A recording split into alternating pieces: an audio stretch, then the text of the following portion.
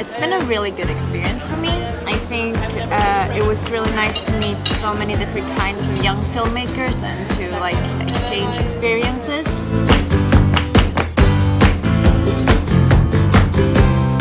It's been really nice to have people that speak the same language as you.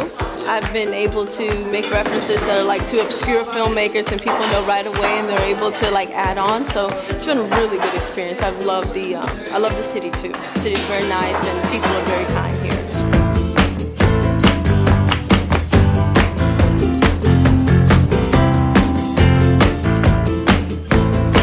I didn't know what to expect, but I think that was part of the program, that they only told us what we're actually going to do on the first day of arriving, and it's been great.